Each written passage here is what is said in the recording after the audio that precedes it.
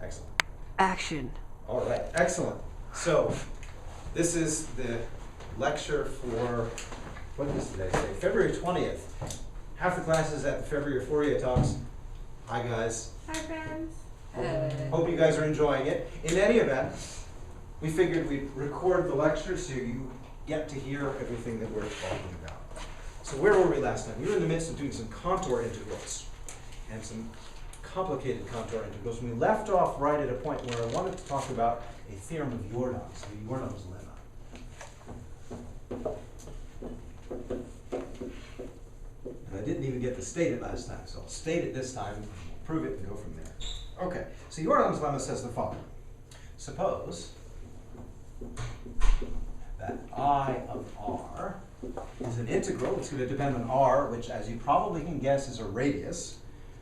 And it is of the following form, gamma of r, and it is e to the I a z times gz dz. Now, g is a function of some sort. I need to put some constraints on it. Gamma is a curve of some sort. I need to put some constraints on that too. So where gamma is the arc,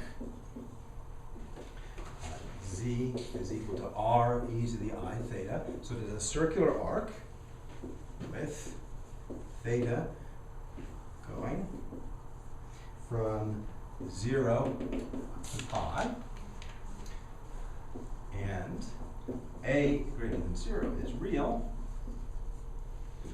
And I haven't put any constraints on g, so I can't do too much about it yet, but let me now do that. If the complex magnitude of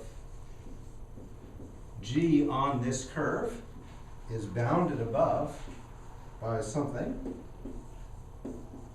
by g of r, and g of r goes to 0 as r goes to infinity on wall of 0 less than or equal to theta less than or equal to pi. So it has this uniform upper bound that's going to 0. Then the limit as r goes to infinity of I of r is equal to 0. Very sensible thing to have happen, really.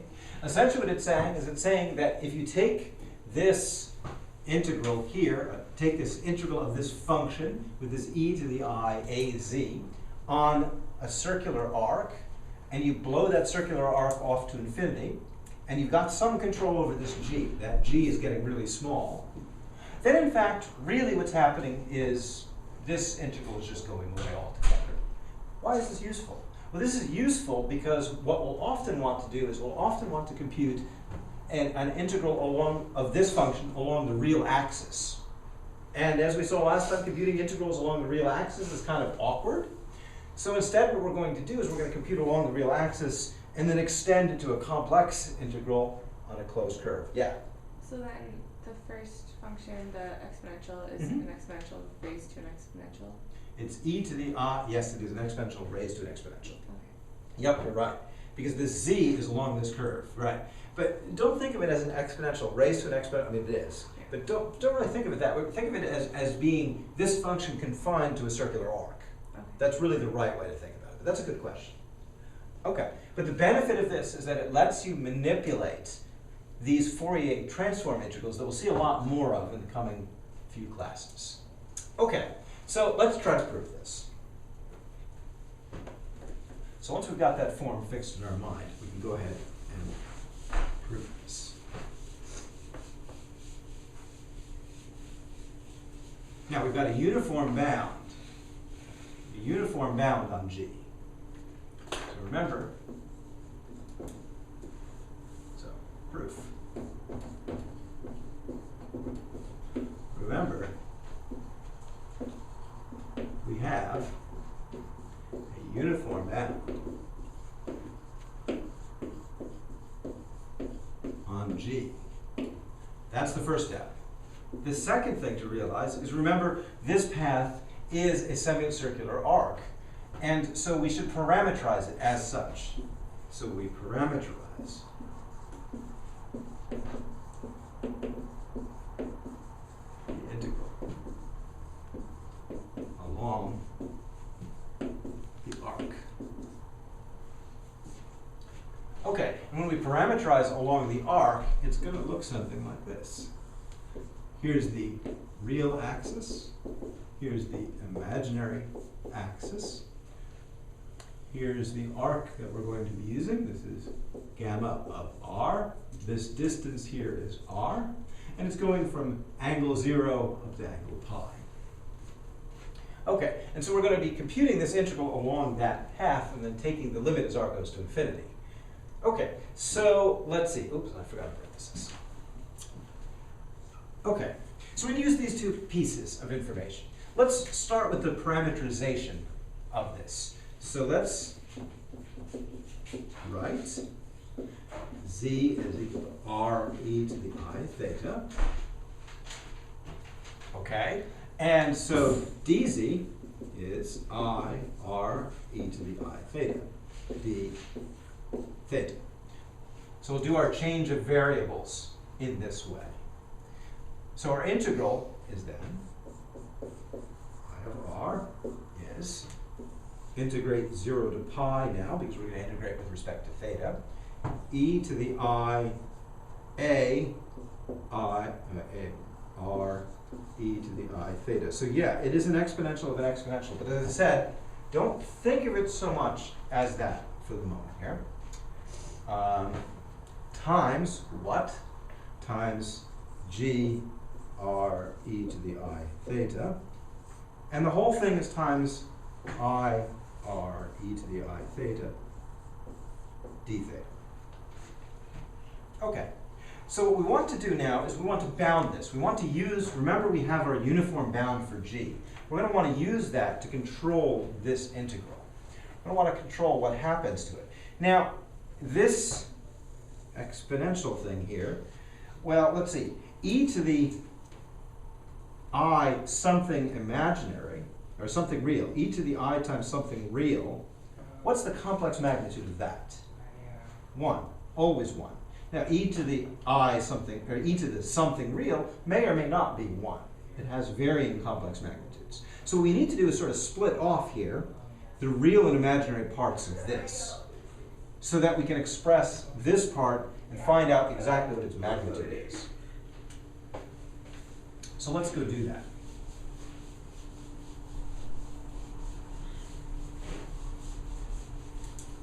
So let's re-express that. So this I of r is integral 0 to pi e to the IA times. Now I'm going to write out, instead of r e to the I theta, I'm going to write it out in terms of the real and imaginary parts of this thing. It's, pull the r out.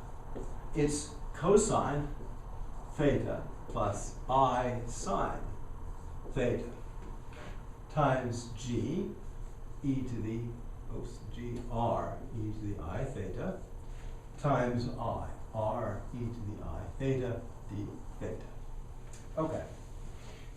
The benefit of doing that, splitting it up into real and imaginary parts, is now it's pretty clear what's real and imaginary here. So let's go write that out. See, there's I squared there, so there's a minus a sine theta. So e to the minus a r sine theta. There's that part. And then there's also e to the I a r cosine theta. G r e to the I theta. I r e to the I theta d theta. So thus far we've just done some algebraic manipulation of this integral. Now what we're going to do is we're going to put a bound on it. Now let's bound it.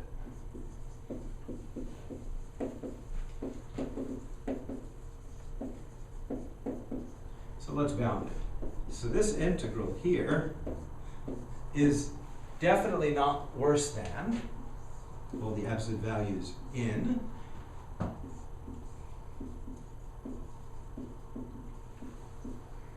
and look at this. This is e to the I times, let's see, a is real, r is real, cosine theta is real. So this is e to the something completely imaginary. So that has magnitude 1. So this doesn't play any further role in our bound.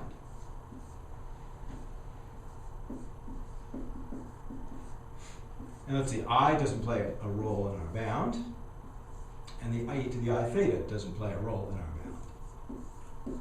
Okay. All right, now let's see here. This function here, we assumed A was positive from the outset. We assumed A was positive, R is positive, and what is sine of theta between 0 and pi? Is it positive or negative? Positive, yeah. So this whole number here, negative AR sine theta, is real and is negative. Or at least it's non-positive. So what does that mean? Well, that means that this whole factor here is bounded above by what? Yeah, by 1. So this is bounded above by 1. Let me pull this R out. So that's bounded above by 1, so I don't even really need to give it another thought. Okay? Now we're going to make use of our bound on G. And that's why we assumed that this thing here is bigger than, or it was smaller than, rather, G of R times something. Okay. And so here we go. We assume that this thing here is less than R times 0 to pi of, this is now G of R d theta. And if you look at that G of R d theta, what's left? Not a whole lot is left, right? What's left here is, this thing here is a constant as far as theta is concerned, so that comes out. We just pick up a pi from the integral. So this is pi times R times G of R. Okay? And so now what?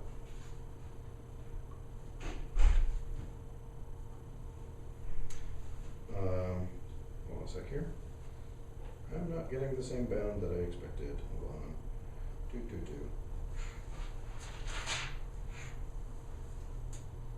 Oh. Haha. Okay, so this, can we guarantee that this goes to 0 as R goes to infinity? Not quite. Not quite. Why not quite? Because we don't know the R dependent. Right, the R, right, we've got a problem here. So where did we go back up? When we made this assumption here, we could have been a little bit more aggressive with this particular bound. A little more aggressive, that would have allowed us to make a better bound there. So let's sort of wind our way back a little bit and correct for that. So that definitely is negative. So this is less than or equal to, well, let's take this bound out. So this is G of R times R. E to the minus a R sine theta d theta. Okay. Now, this thing here is actually a little tricky to control.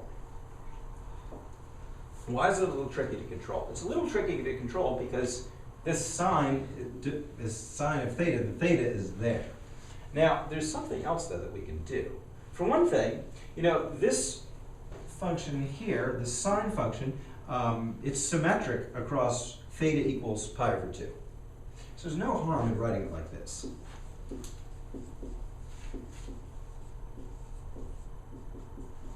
No harm in writing it.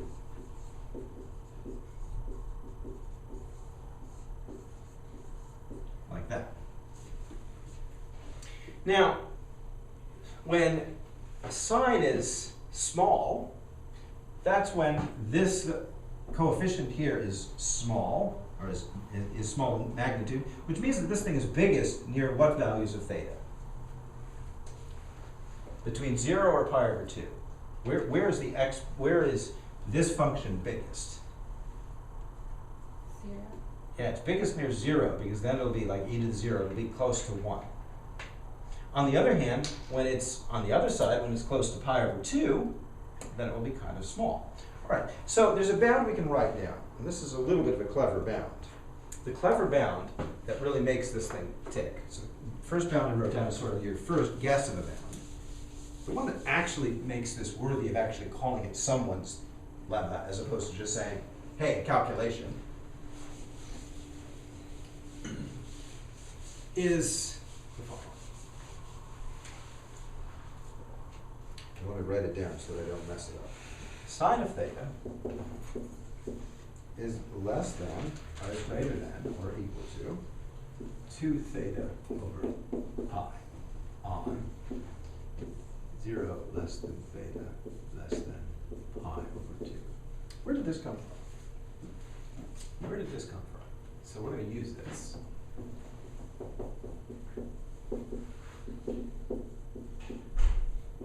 Where did this bound come from?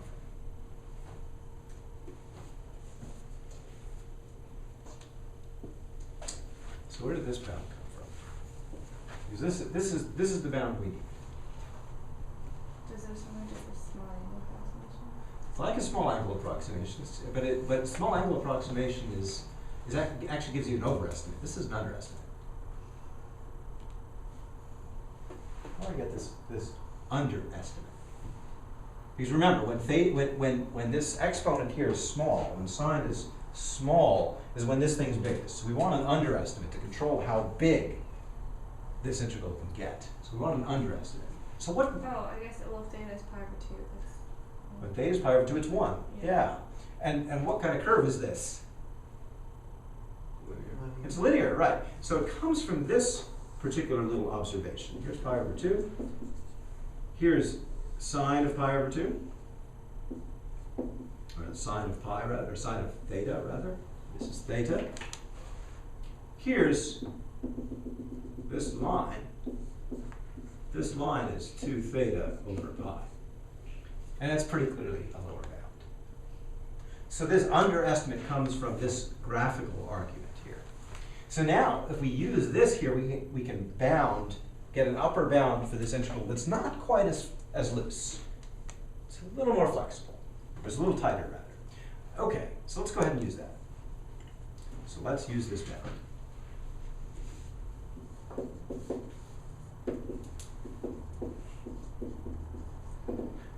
We've got this integral, r, less than or equal to 2g of r times r, times, I'm running into some text here, this integral from 0 to pi over 2. And what I'm going to do, though, is I'm going to replace this expression here, or replace the sine of theta with this expression. That will give me an upper bound, because I'm getting an underestimate for that. So minus AR times 2 theta over pi d theta. So we're replacing the sine of theta with this expression here. Now, the great thing about this guy is, first of all, it's positive all the time for all theta between 0 and pi over 2. So I can erase those absolute values. The second very nice thing is I can actually compute this integral exactly. What is it?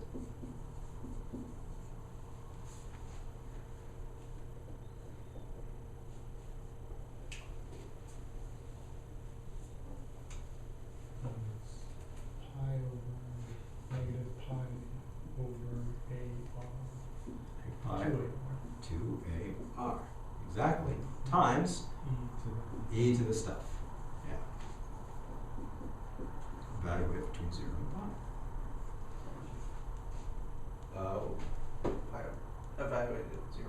Pi over 2. Yes, absolutely. Right. Okay. And hey, look, the r's cancel. That was a problem we had before with that other bound. That bound wasn't quite as good. The other thing, too, that we've got going on here is this thing here. Does this thing really, really depend on r? Kind of, but not really, really. It's not a really big deal. So let's see here. The 2's cancel, the r's cancel, so I get g of r pi over a. I take the negative into the limits here, so I get 1 minus e to the minus a, and theta is being put in as pi over 2. And if I look at this guy here and say, well, really, as r goes to infinity, what does this thing go to? 0. What does this thing go to? 0. So the whole works goes to 0. So as r goes to infinity, this bound goes to 0. End of proof. So we've successfully proven this statement. So the benefit of this is that we can use this to manipulate the contour integrals that are going to come up with Fourier transforms. So that's the benefit of this. And let me write that out explicitly. And then we're going to take somewhat of what appears to be a detour. We're going to go backwards a little bit, revisit the notion of Dells. But let me hold off on that.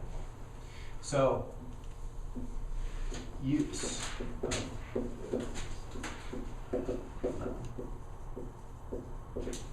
we want to compute something like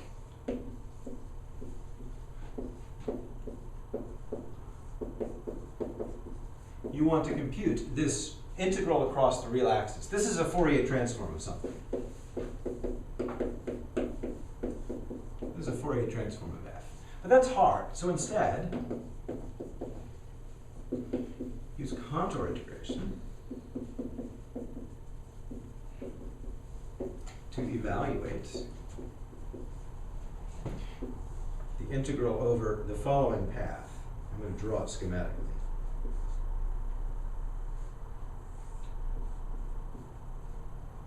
Here's the real axis, and here's the imaginary axis. So you're going to contour integral, compute the contour integral over this semicircular path. And it'll split up into the integral you want.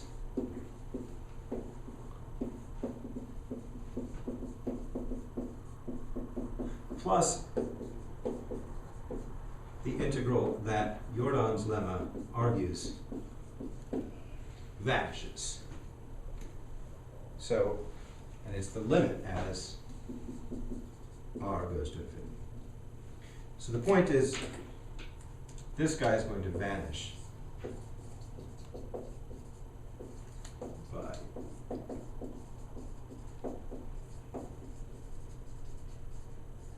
so what it does for you is it lets you compute the Fourier transform by way of a contour integral.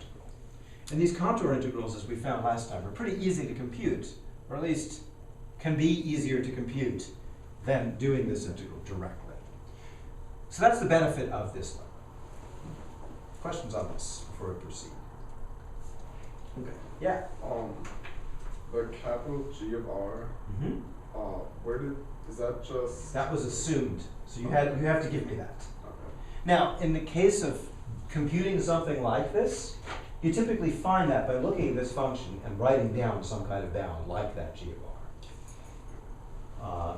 Say, for instance, if it's like 1 over z, that G of R will do quite nicely as 1 over R. But if the function is more complicated, you'll have to work a little harder to come up with that bound. But in order to make this proof work, you need to supply that bound. Other questions? Good. All right. Then let's now hold this thought and hold the thought of these Fourier transforms. I want to sort of backtrack and tell you where they're going to come from. And in order to tell that story, I need to tell you about operators. Now, one of the things we talked about with the Fourier series was that they showed up as eigenvalues and eigenfunctions of a particular operator. That was all very well and good. The disadvantage is that that idea doesn't carry over quite directly to the Fourier transform. It kind of does, but it's like intuitively at best. It's not completely rigorous. So what I want to do is put this on completely rigorous footing. And the way to do that is by way of what are called distributions. So I want to teach you what you need of distribution theory. And what this will let you do is this will let you write down in a very rigorous fashion solutions to differential equations that involve delta functions and other such things. So we've seen delta sequences already. They're pretty nice. But they're kind of limited in that they're really very specific to the notion of this one particular kind of thing, this delta thing. So instead what we're going to do is we're going to soup it up and let them be a lot more general. So we're going to take a detour into distribution theory.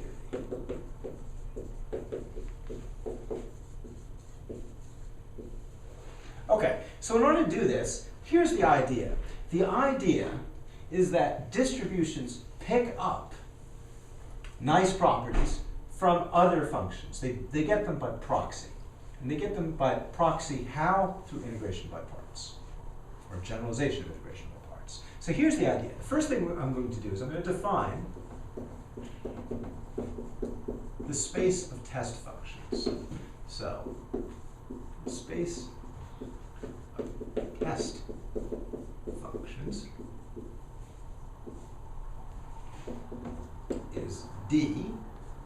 Sort of confusingly, people call it D. I don't exactly know why they don't call it D for distributions. This is just what people usually do. It's the space of the following things, which are, they are C infinity functions defined from minus infinity to infinity. So this means derivatives of all orders exist and are continuous. And furthermore, these functions are great, except that you can't necessarily take integrals of them. Say, for instance, the constant function 1 is in this class, but I can't integrate that because I'll get infinity out. It's not so good. So I'm going to ask, instead, I'm going to ask that intersect with compactly supported functions. Which means these guys here are functions that are non-zero on a bounded interval and 0 elsewhere. So these are functions that are non-zero everywhere, non-zero at a very limited area, 0 everywhere else. Yet they have derivatives of all orders, and all of those derivatives are continuous. So what do these functions look like? These functions are going to kind of look something like this.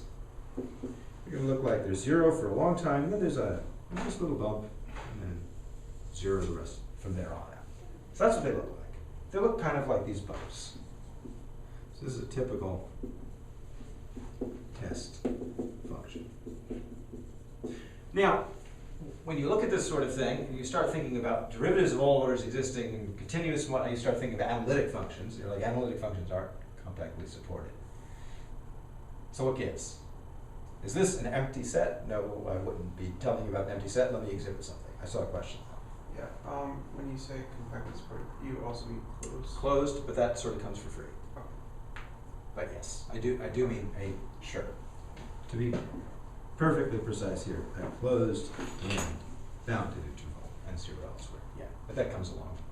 The closed and comes along because I'm dealing with continuous functions. Okay. So here we go. So I want to show you first of all that this space is non-empty. First of all, it is a vector space. If I take two things like this, add them, their derivative is not going to get any less smooth. They'll still be derivatives. And its compact, its support will only, it'll take the sort of the union of their two supports. Still compact, no problems there. Okay, right. So it's a linear space. Let me show you that this is not empty.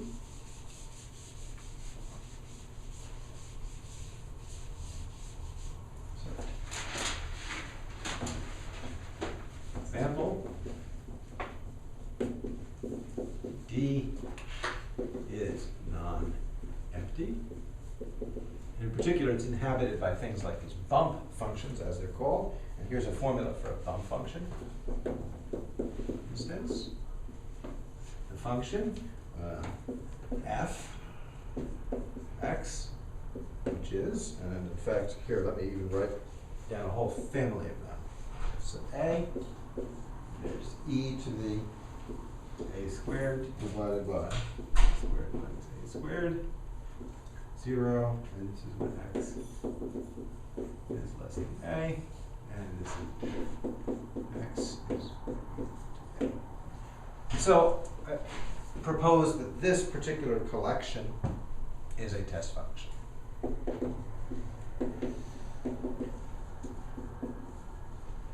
For all A. Now, why is it?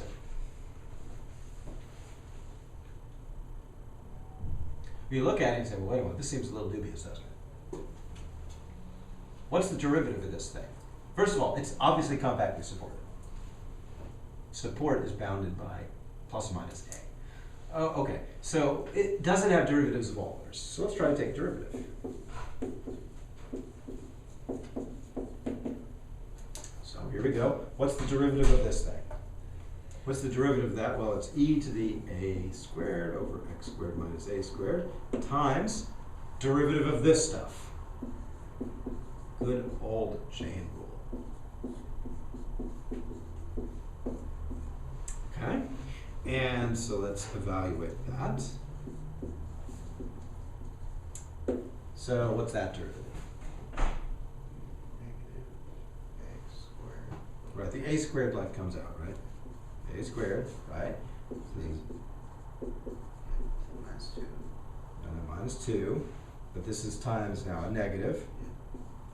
Okay, times 2x. times 2x. Yep.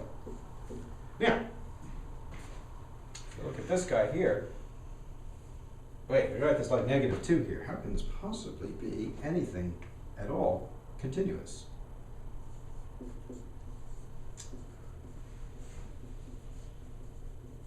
And I've got a negative 2a, and it's divided by x squared minus a squared squared. How can that be continuous? Is it continuous? Am I lying? What's going on here?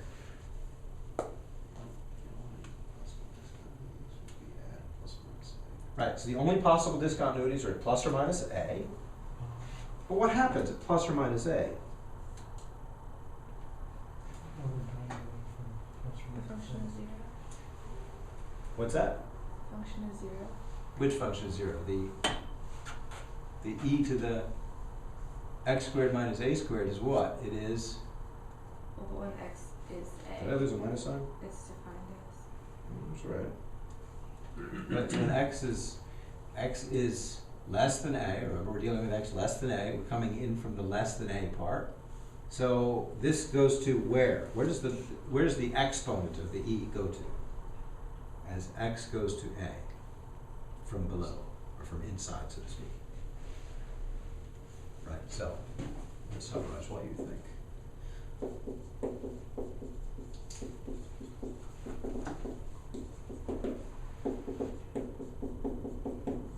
That's the only place for discontinuities. So what is the limit as x goes to, say, positive a from below? Because remember, we're dealing in this region here. Out here, it's 0, like totally solidly 0. Don't have to worry about it. So in here is where we're dealing with this derivative. That's where this formula makes sense. So what's going on here? What in fact, is the limit of this thing?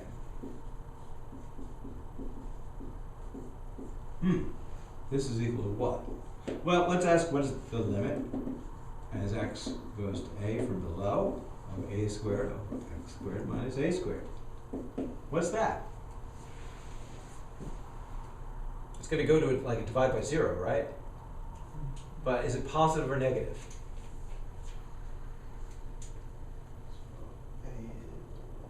From below. Negative. Yeah, so this is going to negative infinity. So this thing is going to e to the minus infinity. It's going to e to the minus infinity pretty fast. So this is a 0. And exponents always beat out polynomials by a long shot. So that forces this thing to be 0 when we take that limit. So, and precisely what I mean is by use of L'Hopital's rule. A little bit of computation here, that the limit as x goes to a from below of our derivative and in particular the key parts that matter here, really this guy and this guy. That x going to a, that's not really a problem. It's really all you're worried about is this part here.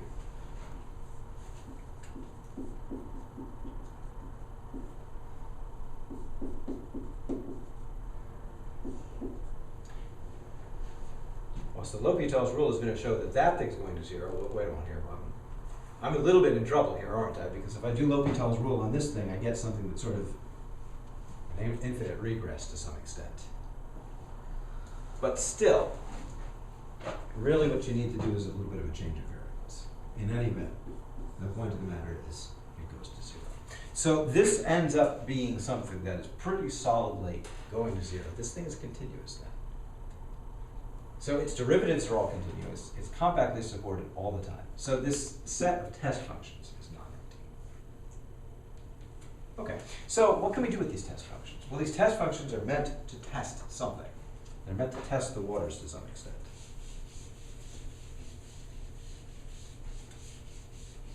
Now, if I have a test function, I can do something with it. What's one thing that I've absolutely made sure I can do with a test function? I've made sure I can take derivative of it. What else have I made sure I can do with it? Integrate. Exactly. Yeah. So I can integrate. So we can integrate and differentiate test functions as much as desired. We can do it at will. There's no concerns at all with that. No problems at all. Now, integrating them, though, is sort of interesting. What happens if I integrate a test function? What do I get? Test. No, if I integrate a test function, what do I get? Really simple here. I get out a number. If I integrate a test function, I get out a number out the other end. Okay. Now, what's kind of neat is that that number depends linearly on the function I chose. If I add two test functions and then integrate them, I could have integrated and added. No problem either way. So this suggests there's something nice about linearity. So, and here's the second definition. A distribution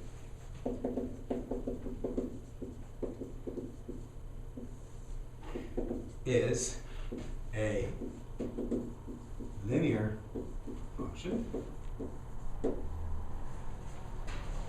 from D, the space of test functions, to the complex. That satisfies one additional property. And that one additional property, it's not so bad, but that one additional property says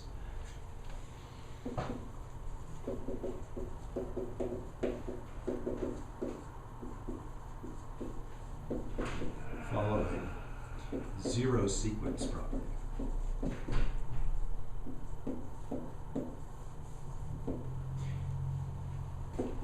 And that zero sequence property essentially says that when I take limits of test functions, they don't do anything bad.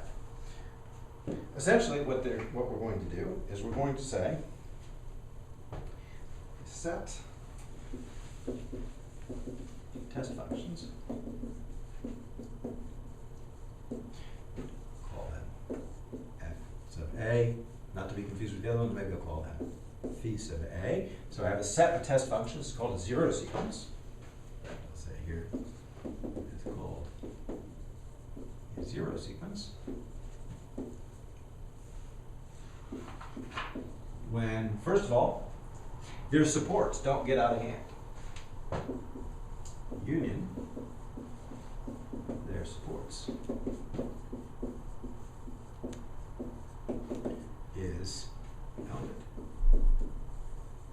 And the second thing is that when I take derivatives of them, their derivatives get smaller and smaller.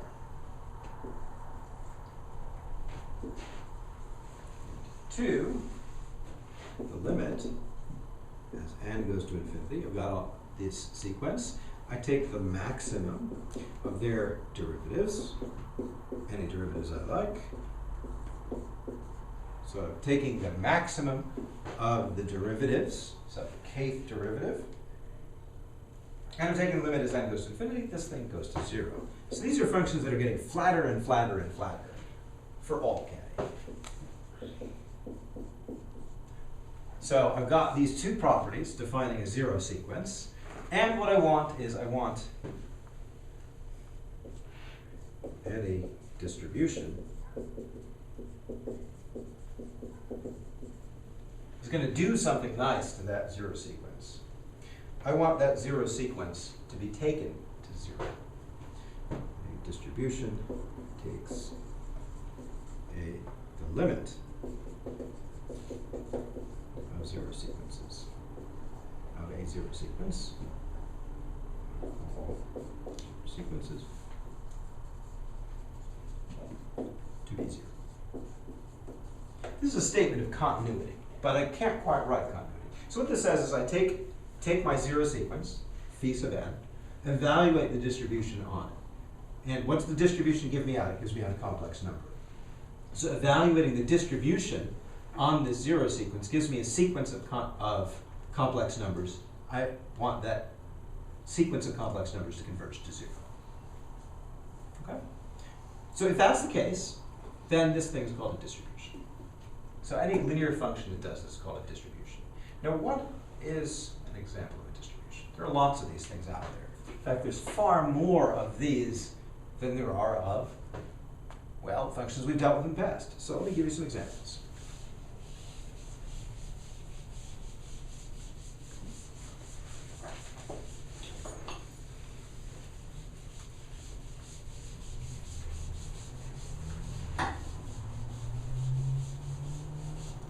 Some examples.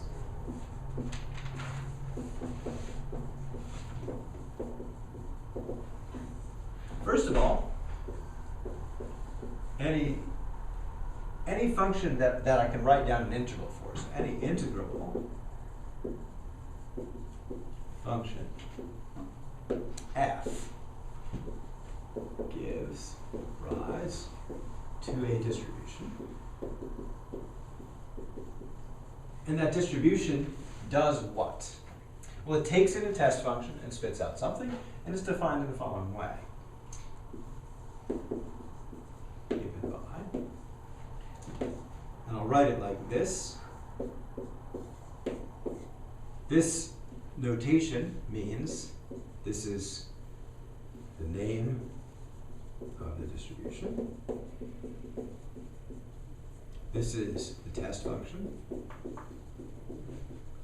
And the round brackets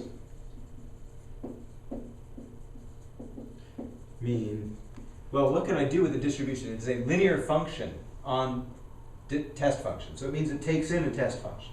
So the round brackets mean apply the distribution to the test function.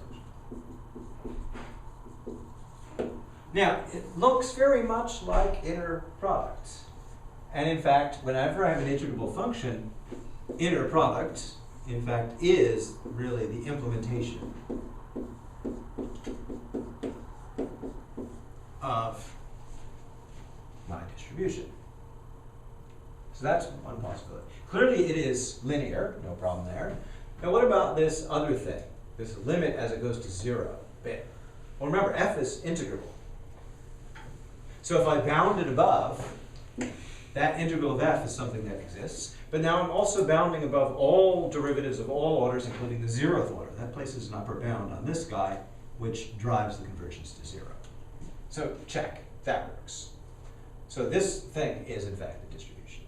But there are other distributions. Here's another distribution, perhaps the most famous thing, which is a distribution not of this form, the delta distribution. It's not an inner product, but the delta at y evaluated at a test function. What does it do? It takes that test function, a perfectly continuous, nice function, and tells you the value of y. This is the proper way to define a delta function. There are other such functions out there as well, lots of other distributions, but this is really the most useful one along with these that we'll run across. Now what's cool about distributions is that there's a sensible way to define derivatives for them. There's a sensible way to write those down. In particular, let me show you.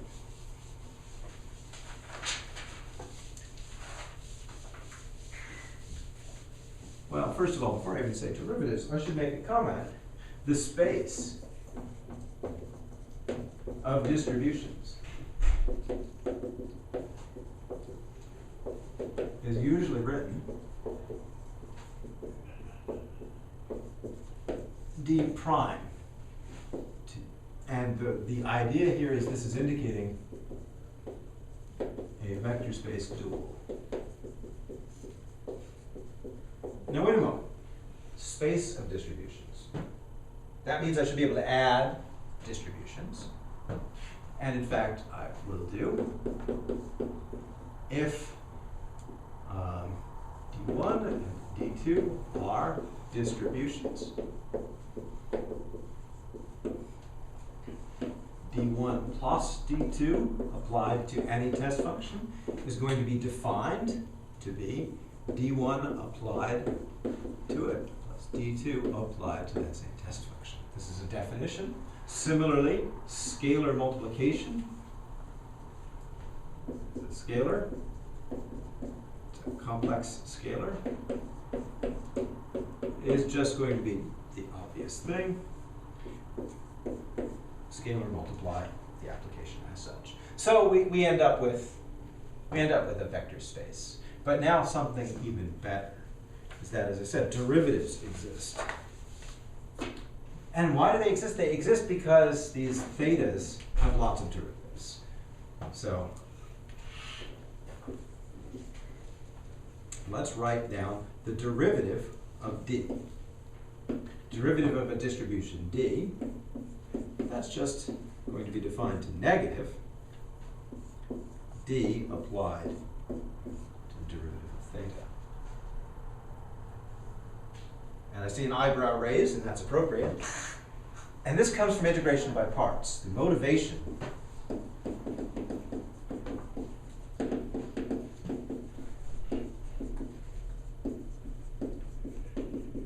and this is why we chose our test functions to be so nice, so that we can do integration by parts in a snap.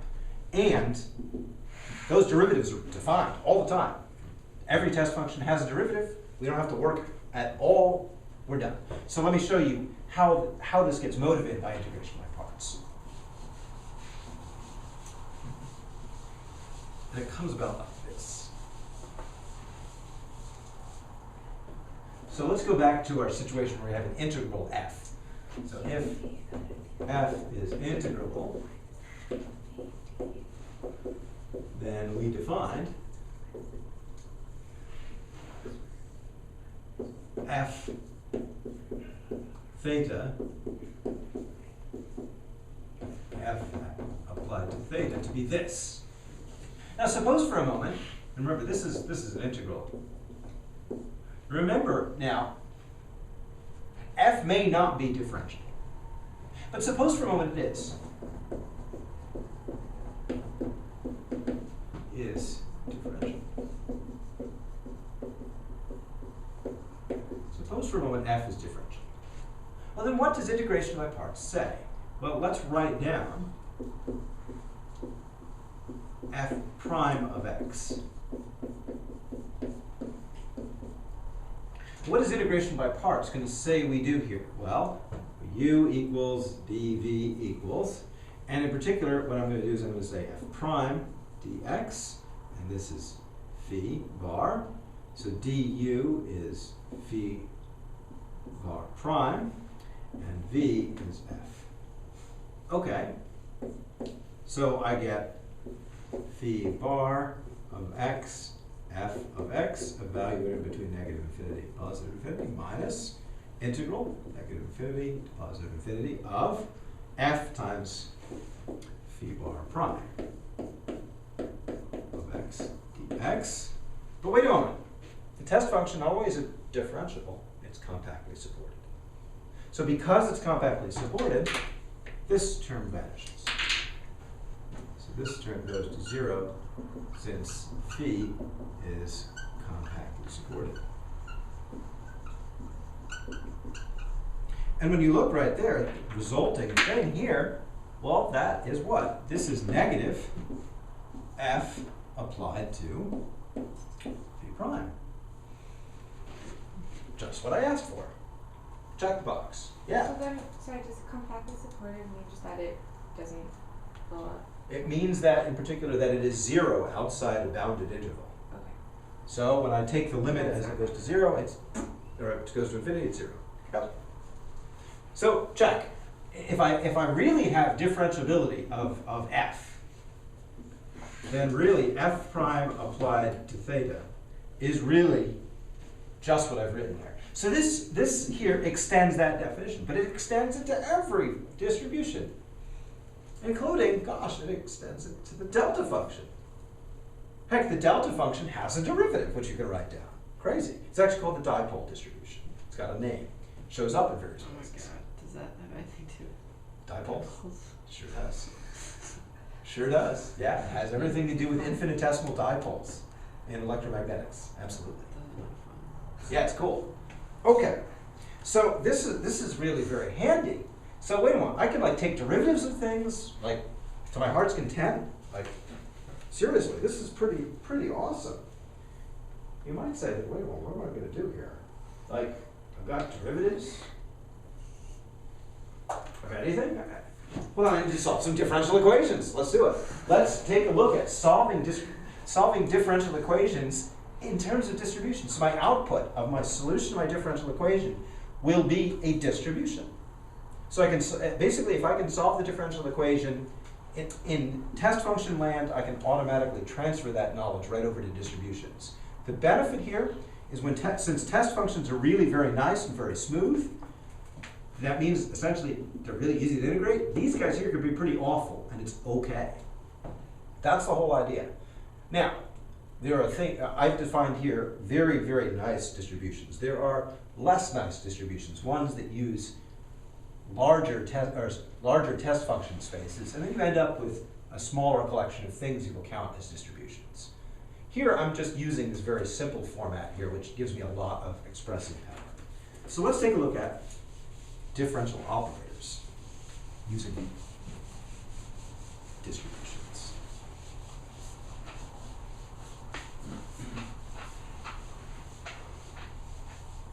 So the observation is observations markers about habit. Let's try this one. That's not very good either. That one's good. Okay. So observation is that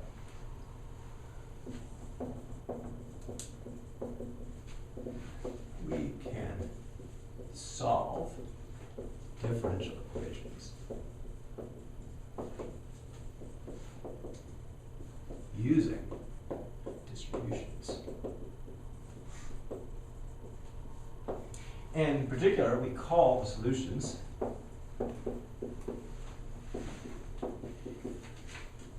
in this case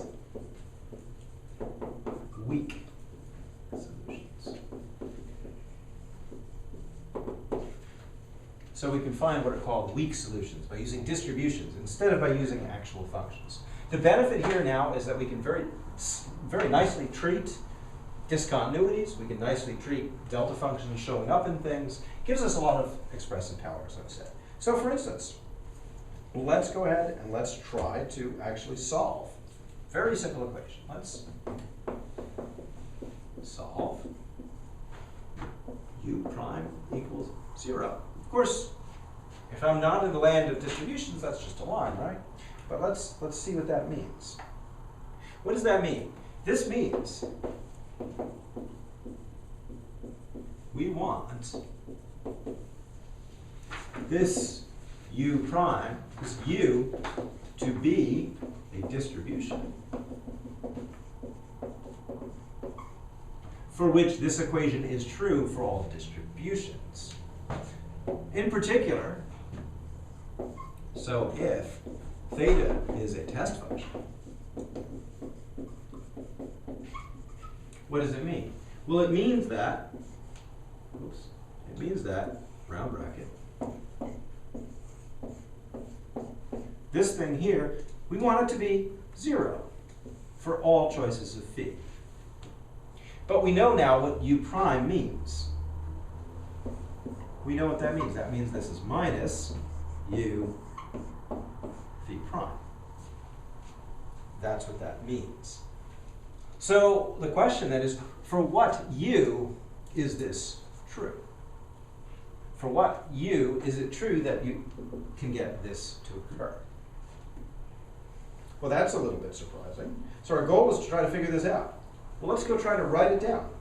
And I think the easiest way to try to do this sort of thing is to go back to the notion of an inner product. Go back to the notion and ask, what kind of function will have this kind of behavior? Okay, so let's see here. So let's write, let's try to write this thing down, right?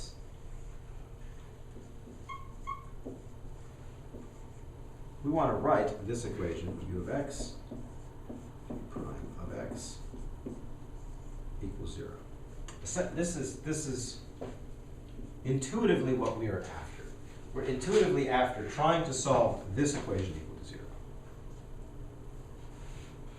Now, one of the things that we ought to try to argue then is we ought to try to understand what is that telling us about the test function. So, for instance, you know, our goal is we're trying to figure out what functions this thing is going to come out to be. But wait a moment here. Wait a moment. If you look at this, this is an arbitrary test function.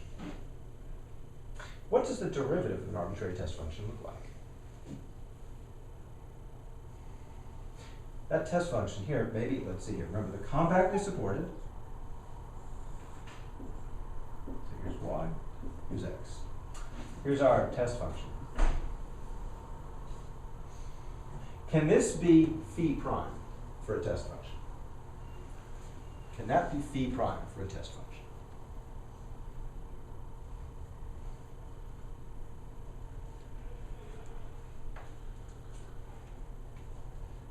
So clearly it's a test function itself. Can it be phi prime for a test function? Can it be the derivative of a test function?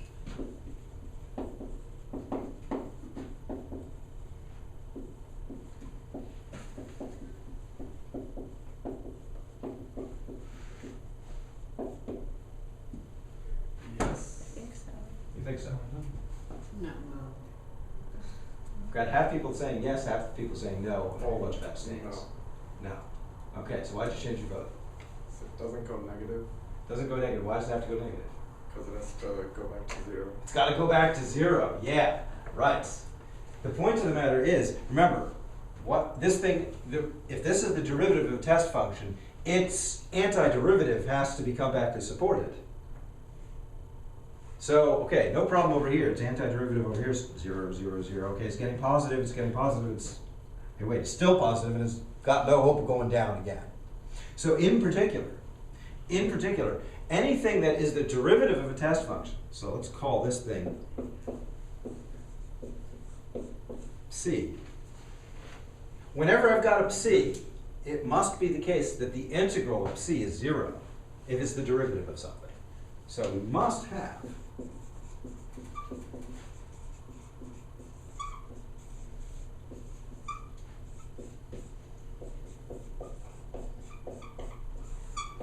if phi prime is equal to psi. This marker was misleadingly good. Try some other markers here. That was bad. I have a feeling all of these ones were ruled out.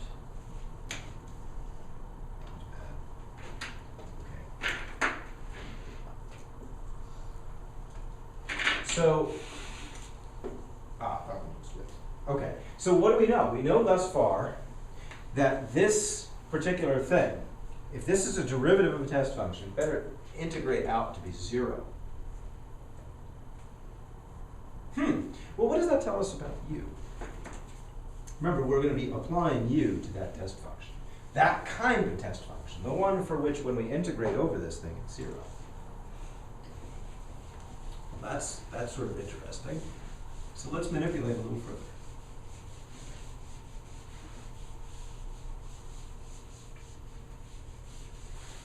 So let me transfer this knowledge up to the top of the panel. So we found, we know that 0 has got to be negative u applied to phi prime for all phi prime. We know that, and we know that the integral negative infinity of phi prime of x, that's got to be 0. So we know those two pieces of information. What else do we know?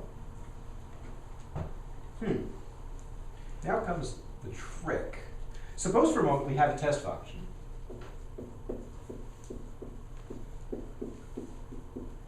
Test function. Phi of 0. For which it looks like this one here, but it has a particular known integral. The integral from minus infinity to infinity of phi 0 of x to x is equal to 1. Okay. It's equal to 1. Well, now we're going to do the add and subtract trick.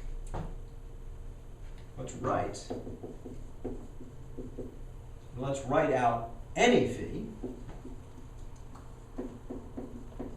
in terms of this guy here. And here's how we do it. We're going to write it, and let me copy the formula so I don't mess it up. Phi of 0 of x minus infinity plus infinity, phi of s ds plus, and now we're going to essentially subtract out the other phi of x minus that same expression. Now why on earth would I be writing this? Phi of 0, phi of s ds, close parentheses. So why on earth would I be writing it out like that? Well, the benefit here, if we look at it, is the following. This function here has a special property. That too is a function. Is it a test function? Phi of x. Is this thing in parentheses a test function? Well, first of all, does it have enough derivatives? Yeah, because it's really a linear combination of two test functions. This integral is really a constant. It's really a scalar. So it's the linear combination of two test functions. So yeah, it's a test function. This thing is a test function. Now what else is true about this test function? What happens if I integrate this thing? What happens if I integrate this thing? Observe. The integral of this particular test function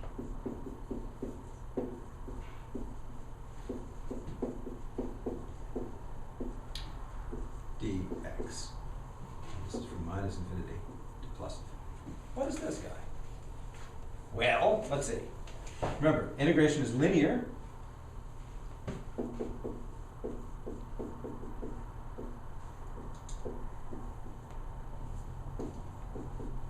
So that's the first one.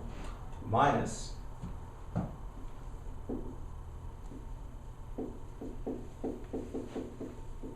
there's the second one, and there's another coefficient here.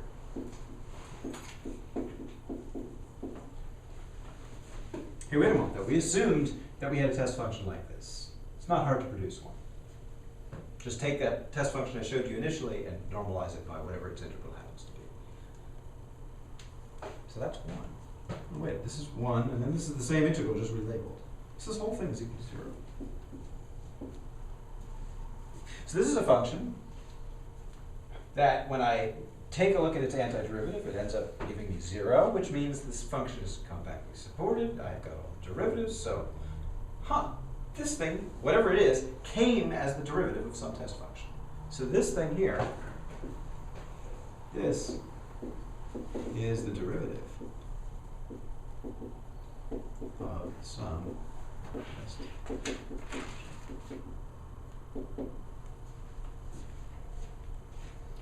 So what I've done is I've decomposed this test function into one whose integral is 1 plus the derivative of some other test function. I thought you said that that was a test function.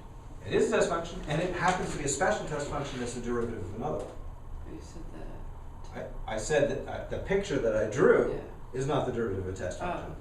This one here probably looks something like this. Probably oscillates a bit Okay. before it goes to 0. No, good question. Yeah, so this is a test function that is a derivative of another test function. So let's write it like this. Phi 0 times this number plus, I don't know what that test function is going to be. Let me just call it, what should I call it? Because phi of x. So this function is a special test function. It's a derivative. Okay. We're up and winning here. So let's go ahead and try to apply our function to it. So let's go ahead and try to calculate it. Okay.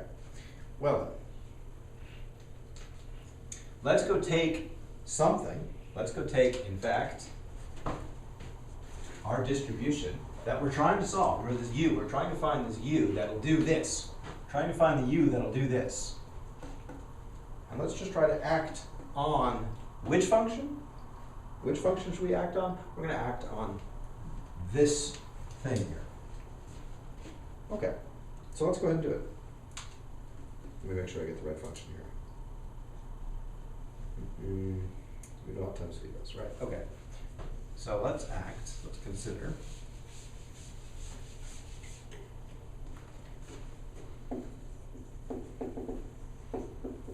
Then the action of u, that's the thing we're after,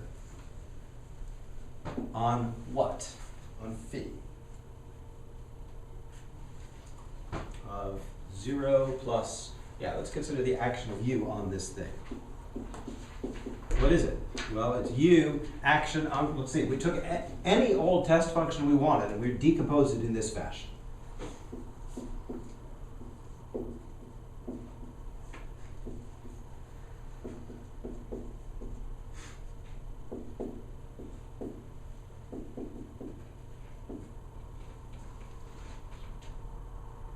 Okay. Now, this thing is supposed to be a linear operator on test functions, so I can split up into two pieces. Phi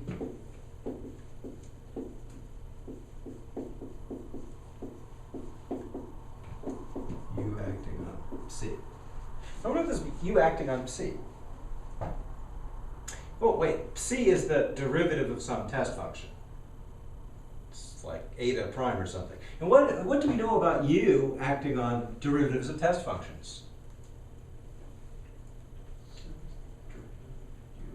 Right, but even better, the u we're after is the special u that'll make them go away. We're trying to solve for this u. We're trying to find the distribution that does this. So assuming we've got it, assuming we've got this u on hand, if I hit it with something that is the derivative of a test function, it goes away. That's really handy. That means that this term here goes away by assumption, essentially by construction, because u prime equals 0. That's what we're trying to have happen here. Okay. Now wait a moment. Now let's come back and look at this guy. Oh, oops, I missed a phi 0. Something special. This is a constant, so I can take that out. So let me yank that guy out. So this is minus infinity plus infinity phi of s ds times u acting on that guy.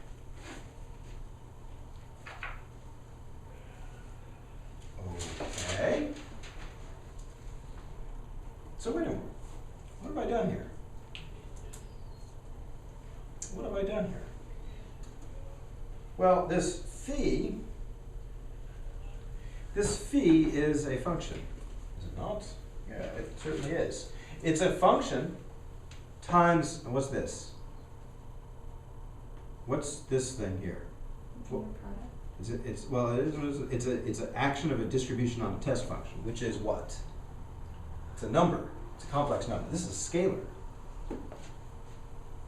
Scalar. Scalar times a scalar, right? Scalar times a scalar. I could also imagine that this is really this is an integrable function. It's a function that I could write down. I mean, so like I can write this against a test function. So wait, this is a scalar. It's a number. It's a real number, but it's also, you can think of it as a distribution again. Oh wait a moment. So this is, it's like distributions all the way down here. It's distribution acting on phi. Hey, that's kind of wacky. So whatever this thing is here acting on phi, it's really this constant acting on phi. Oh, that's really very strange. So this thing here, this thing, is really a constant acting on phi. Oh. So in other words, whenever I act on phi with you, what it's doing is it's really taking it and giving me back a constant acting on phi. So that means that u is in fact has to be a constant.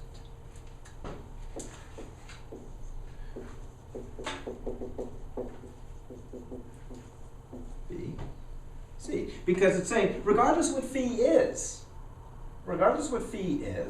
when I act on it with u, I get out a constant, and it's a constant that doesn't depend on phi. It depends on phi naught, but that's something. So basically, the point of the matter is u in fact must be this constant. Now this is a really, really long, drawn out way to solve u prime equals 0. I've come out to find out that u prime equals 0 means that u prime is a constant, or that u is a constant. It's not very exciting, but what I've done here is essentially outline the fact that what we're able to do with distributions, we're actually able to solve differential equations. I did not really have to argue that u was smooth or continuous or anything else. That sort of came out of the argument. So what we're going to do from here is we're going to let this be a mechanism for solving much more complicated differential equations. U double prime equals 0, put in boundary conditions, solve differential equations that involve delta functions. One of the things that we'll be doing a lot of is we'll be solving differential equations that look like this, for instance. Say, find u such that when I act on it with some linear operator, some second order linear operator, when I take some second order linear operator, act on it, I actually get out a delta function. Those will be really very valuable for understanding Fourier transforms. And that's the way ahead. So, hope you enjoyed it, and that's it.